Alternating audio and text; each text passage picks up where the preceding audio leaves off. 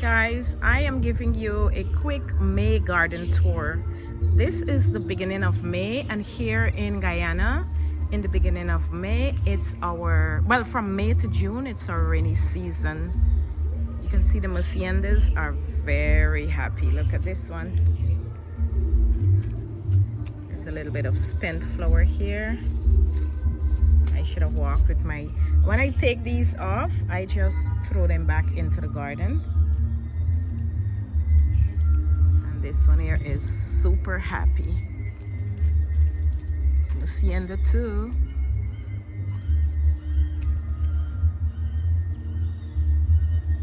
Look at this palm. This one is called the foxtail palm. Really tall. This is its brother right here. Again, I have to cut off the spent leaf.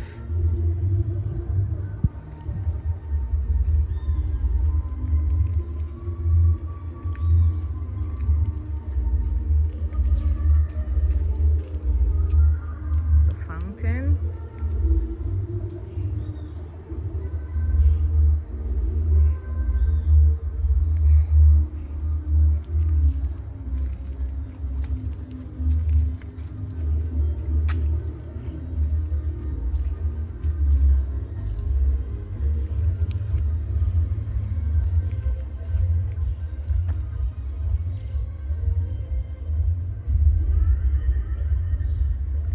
Let's go through the walkway.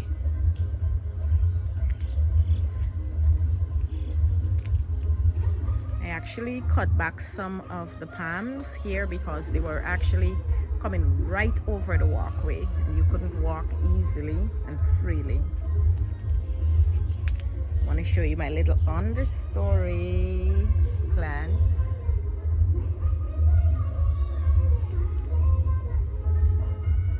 This philo is really slow growing. I've had it there for a while.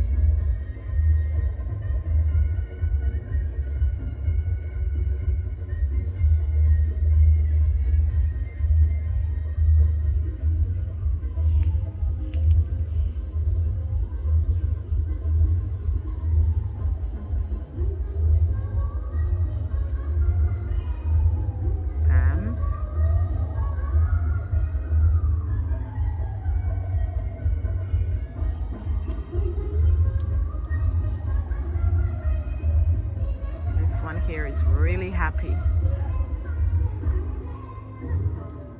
growing all around, very super happy.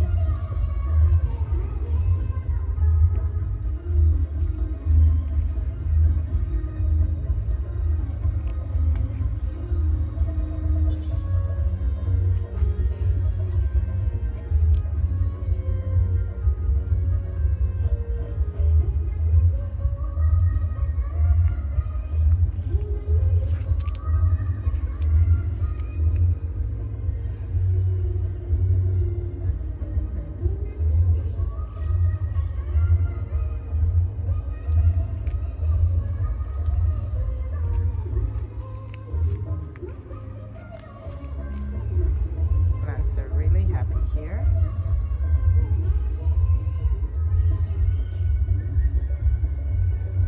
Last month I cut back the Sanchiza and it is coming back and it's full of glory. Really, really happy. There's some other plants I'm going to go in and really deep prune.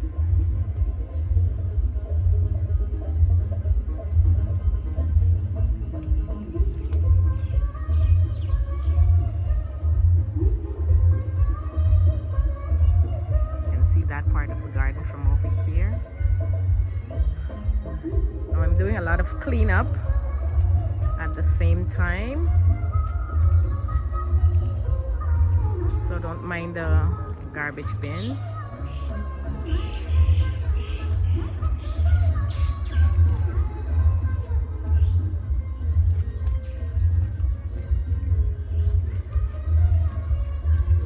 Now we're gonna go into the park garden.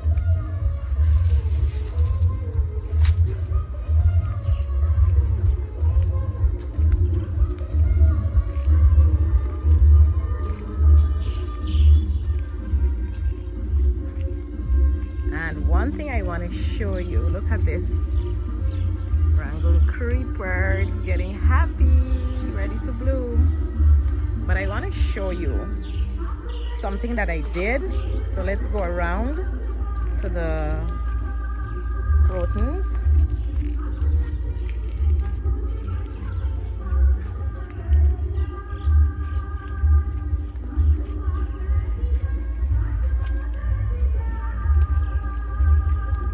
What I did was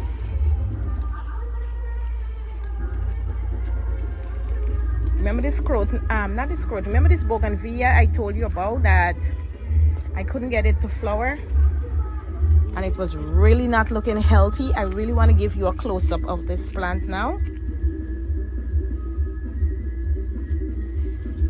I have given this plant what it needed. Sometimes gardening is all about giving your plants exactly what they need. Look at this plant now. This plant is healthier, not yet in full bloom, but I'm telling you, more blooms than I've ever seen on it since I got it. And this plant is really happy. What have I given this plant? I've given it some burnt ash and some compost. This plant seems to love burnt ash and compost, so I'm going to keep giving it that. Now I'm going to show you also another bougainvillea that was really not doing well. I don't know if you remember this one right here. I'm going to come up to it, sorry. Do you remember this bougainvillea right here? This one here was also not blooming well. Even right now, it's not at its fullest, but it's better than it was a month ago. And that is because this red one was always doing well, but this one here, the more orange one, was not doing so well. But let me show you. I'm going to show you what I did. That's the root. And we have given it a lot of compost and burnt ash. So if you want your bougainvillea to flourish, if you have a bougainvillea and it's not doing well, try compost and try burnt ash. And then I've given the monkey brush. This one is the monkey brush right here. This one is endemic to Guyana. And this monkey brush, what I've done is I've given it a lot of compost, and it seems to really love the compost because this plant right now is in glorious bloom. It's really blooming well. Let me pull in closely so you can see one of the flowers. That's it there. That's the monkey brush vine.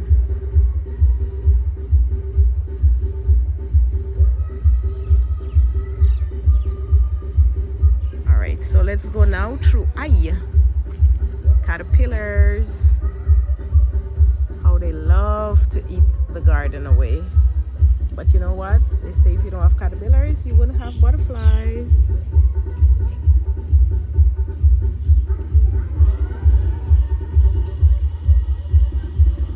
I see some mealybugs that I had to take off there.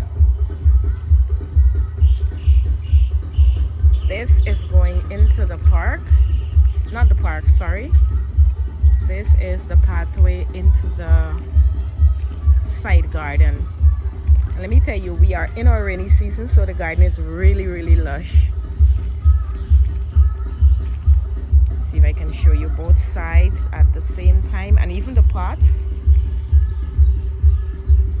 This is one of the pots that I've worked on. It's really happy.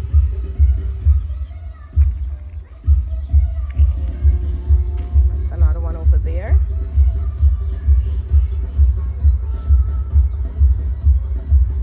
This side too.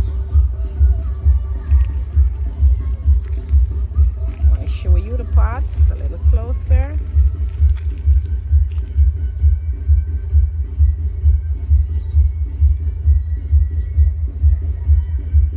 Really doing well. Let me hold the camera like this so you can actually see both sides of the garden. So we have to do some fixing of chairs. This one here is in need of a trim. I don't know how much of a trimming I can do right now.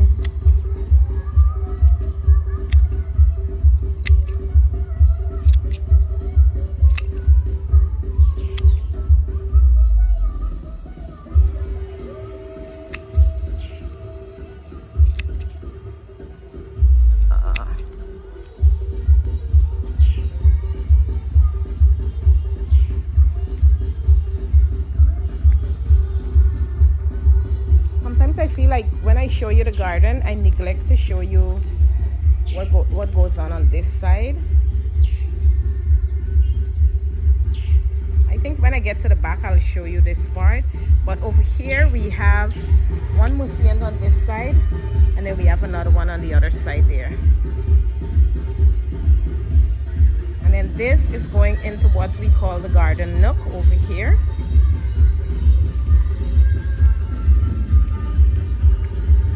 And the flower pots in front of the nook, they're really doing well.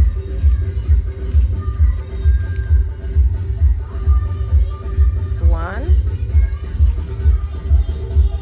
2. Look at that picture right there. The Rangoon creeper, the Hawaiian tea plant, and this umbrella palm together. Amazing.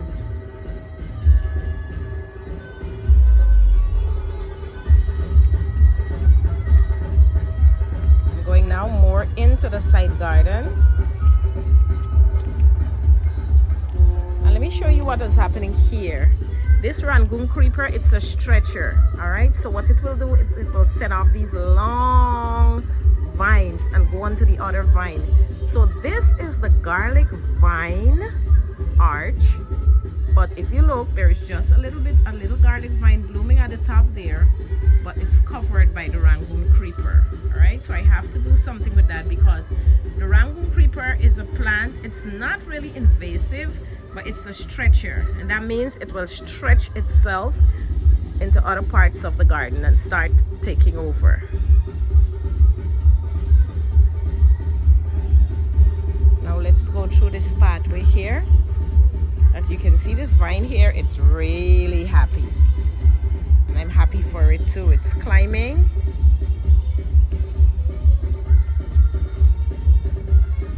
I don't know if you remember when I put down these heliconias, and these are some short upright heliconias. Yep, very happy. All plants are happy here in our rainy season. Now we do not get a full dry season here. Even our dry season is wet.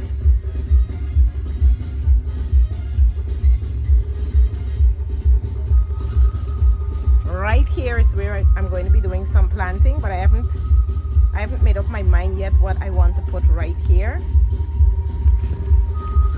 It needs something. This copper leaf is doing well. It's happy. This one here is very much prone to mealybugs, so you have to constantly cut. Oh my gosh, look. See that? Can you see the mealybugs? One thing with gardening here is you have to have a watchful eye, and you have to be very proactive. This is not a place where you can just leave the garden and, you know, be very proactive about looking for pests in a tropical garden. Look at this pumpkin. It's a volunteer and it's actually taking over. See that? The copper leaf behind the swing is really happy, and the ackee tree. Even my hibiscus is happier than it was before.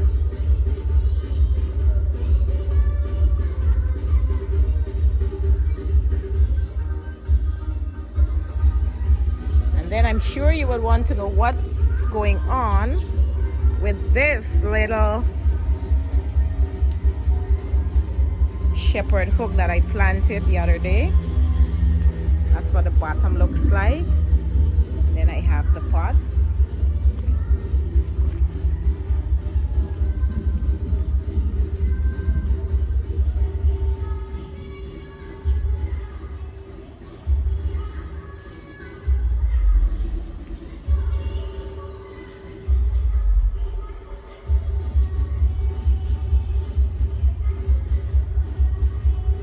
That's that there.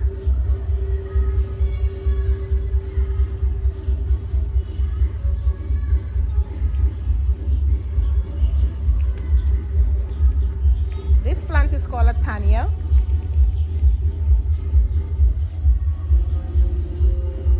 This is our little lawn with the bismarck there. And then this is the lily line. Right there, it goes right around, straight around the other side. I have to come over here to show you this part of the garden.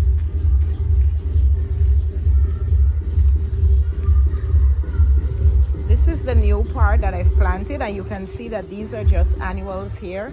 Lots of coxcombs and periwinkle. And the really new part of the garden is this part right here. By that I mean these are the last thing that I put down that are catching. So we're gonna have a nice and cheese line right here in front of the lilies, and they're catching too. I can see new growth. And then at the back here is where we're going to have the copper leaf. I don't even know what is this. Oh, this is a copper leaf, right? Yes. So I'll have a copper leaf line right here with some more sand cheeses at the back here.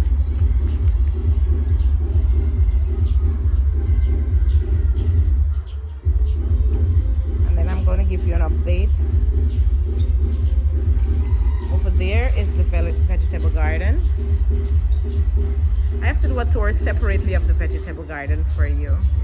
Alright, so thank you for watching. Remember to subscribe to get more videos like these, and I'll see you in the next.